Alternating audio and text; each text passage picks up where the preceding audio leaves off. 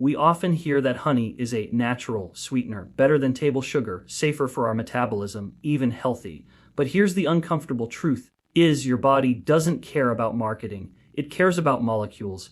Whether it's honey from a hive or sugar from a bag, what really matters is how those sugars hit your blood, your insulin, and your liver. In this talk, we'll break down the science of fructose and glucose, explore how honey might behave differently than refined sugar, and reveal what truly protects metabolic health. Because when it comes to insulin resistance and fat storage, the story isn't as sweet as you think. Sweetness doesn't equal safety. And that's a truth we often overlook when making choices about what we eat and drink. Whether the sweetness comes from a flower in the form of honey or from a factory in the form of refined sugar. Your metabolism doesn't care about the romantic story or the pretty label. What matters is the chemistry of the molecules entering your bloodstream. Marketing has conditioned us to believe that natural automatically means healthy, but biology doesn't buy into advertising. The body isn't persuaded by clever packaging or the word organic. It deals with molecules like glucose and fructose the same way every time. Both honey and table sugar are mixtures of these two simple sugars, and once they are digested, the body recognizes them as fuel with very specific metabolic consequences. When you consume a sweetener, whether it's stirred into your tea or drizzled over yogurt, your digestive system breaks it down into glucose and fructose. Glucose is the sugar your body uses directly for energy, and it triggers the release of insulin to move that energy into cells. Fructose, on the other hand, follows a different path. It is primarily processed in the liver, where it can rapidly lead to fat production and, over time, contribute to fatty liver disease, insulin resistance, and metabolic dysfunction. This happens regardless of whether the fructose came from a hive or a bag of processed sugar. The idea that honey is somehow exempt from these effects simply because it is natural overlooks the reality of human physiology. Honey does contain small amounts of antioxidants, trace minerals, and compounds that can have mild anti-inflammatory effects, and these can provide some benefits when honey is used sparingly. But these extras are like drops in an ocean when compared to the overwhelming presence of sugar. A tablespoon of honey still delivers a significant load of glucose and fructose, and your insulin and liver will respond accordingly. That means frequent or excessive honey consumption can still elevate blood sugar, increase insulin demand, and promote fat storage. Natural sweetness might taste different on the tongue, but in the bloodstream, the difference is far less dramatic. It's also important to consider the way sweetness itself affects the brain and metabolism. Sweet foods encourage repeated consumption by activating the brain's reward pathways, and over time this can drive cravings and disrupt appetite regulation. Whether the source is a wildflower meadow or an industrial refinery, the effect on behavior can be similar. If you are seeking better metabolic health, lower insulin levels, improved fat metabolism, and protection against diabetes, the focus should not be on choosing the sweetest natural alternative, but on reducing the overall sugar load in your diet. The key lesson is that sweetness is not a free pass just because it wears the label of natural. Your body will always prioritize molecular reality over marketing mythology. Honey might offer a slightly slower glucose rise or a few extra antioxidants, but it cannot escape the fundamental truth that too much sugar in any form challenges metabolic health. The path to real wellness is not in swapping one sweetener for another, but in reshaping habits to reduce dependence on sweetness altogether. When we start looking past the surface and respecting how the body truly works, we can make choices that are guided by science instead of slogans, and that is where lasting health begins. Fructose is the hidden culprit, quietly working behind the scenes in both honey and sugar to disrupt metabolic health. We often hear debates about whether natural sweeteners like honey are better than refined sugar, but this discussion usually misses the most important detail. The type of sugar matters more than the source. Both honey and table sugar are rich in fructose, and it is this particular sugar that creates unique and damaging effects inside the body. While glucose is used by every cell for energy and is carefully regulated by insulin, fructose takes a different path. Unlike glucose, which can be burned by muscles and tissues, fructose is almost entirely processed in the liver, where it sets off a cascade of metabolic changes that promote fat storage and liver stress. When fructose enters the liver, it bypasses the normal checkpoints that control how much sugar is converted into energy. Instead, it is rapidly funneled into a process called de novo lipogenesis, which literally means creating new fat. This fat can accumulate in the liver itself, leading to non-alcoholic fatty liver disease, or it can be packaged into triglycerides and released into the bloodstream, raising the risk of cardiovascular disease. Over time, This constant influx of fructose drives insulin resistance, where cells become less responsive to insulin's signal, forcing the body to release more and more of the hormone to keep blood sugar in check. This is a key step on the road to metabolic syndrome and type 2 diabetes. People sometimes assume that honey is safer because it contains antioxidants, enzymes, and trace minerals, but these small benefits cannot neutralize the powerful metabolic effects of fructose. A spoonful of honey delivers roughly the same combination of glucose and fructose as table sugar and while the exact ratio may vary slightly, the liver still faces the same challenge. Whether you drizzle honey on oatmeal or stir sugar into coffee, the liver sees fructose as a raw material for fat production. Natural or refined, the molecules are identical, and your body reacts to them in the same fundamental way. Fructose also plays a role in how we feel hunger and fullness. Unlike glucose, fructose does not trigger the same satiety signals in the brain, meaning it does little to reduce appetite. This is one reason high fructose foods can encourage overeating. You consume sweet foods, your liver turns the fructose into fat, but your brain never gets the message that you are satisfied. The result is a cycle of cravings, increased calorie intake, and continued fat storage, all of which strain metabolic health. The danger of fructose is amplified in modern diets where sweeteners are added to countless foods and drinks. Even small amounts consumed frequently can keep the liver under constant pressure. While occasional honey used sparingly may fit into a balanced diet, it should not be mistaken for a metabolic safeguard. The real solution is not to replace refined sugar with honey, but to reduce total fructose exposure as much as possible. Understanding fructose as the hidden culprit reframes the question of honey versus sugar. It is not a matter of choosing the lesser evil, but of recognizing that both carry the same molecular threat to the liver and to long-term health. By focusing on lowering fructose intake rather than chasing natural sweeteners, we can protect the liver, improve insulin sensitivity, and support metabolic resilience. Nature may provide sweetness in a more appealing package, but the liver responds to chemistry, not marketing, and chemistry always tells the truth. Insulin is the real gatekeeper of metabolic health, silently controlling how energy flows through the body. Every time we eat, insulin rises to help shuttle glucose from the bloodstream into cells, where it can be used or stored for later. This hormone is essential for life, but it must remain stable and balanced for metabolism to function properly. When insulin levels stay elevated for too long or spike too frequently, the delicate machinery that regulates fat storage, blood sugar, and appetite begins to falter. High sugar foods, whether they come from honey, refined sugar, or processed snacks, place a heavy burden on this system by flooding the bloodstream with glucose and forcing the pancreas to release repeated surges of insulin. When you consume a sweet food, glucose enters the bloodstream quickly, triggering an immediate insulin response. Insulin's job is to move that glucose into muscle and liver cells for energy or storage. In a healthy system, this rise is temporary, and insulin returns to baseline once the sugar is cleared. But when the diet is high in sugary foods and refined carbohydrates, the pancreas is forced to produce insulin again and again throughout the day. Over time, this constant demand leads to a state called hyperinsulinemia, chronically elevated insulin, which is one of the earliest and most reliable markers of metabolic dysfunction. Long before blood sugar rises high enough to signal diabetes, elevated insulin quietly drives fat accumulation, inflammation, and hormone imbalances. The challenge is that insulin not only regulates glucose but also acts as a powerful signal for fat storage. When insulin levels are high, the body shifts into storage mode, making it nearly impossible to burn fat for energy. This is why frequent consumption of high sugar foods promotes weight gain, even when calorie intake is carefully controlled. The liver, already stressed by fructose, converts excess glucose into fat, while insulin locks that fat inside fat cells, preventing it from being used as fuel. It becomes a double hit to metabolic health. More fat is produced and less fat is burned. Honey is often perceived as a healthier alternative to refined sugar. But when it comes to insulin, the difference is smaller than many people expect.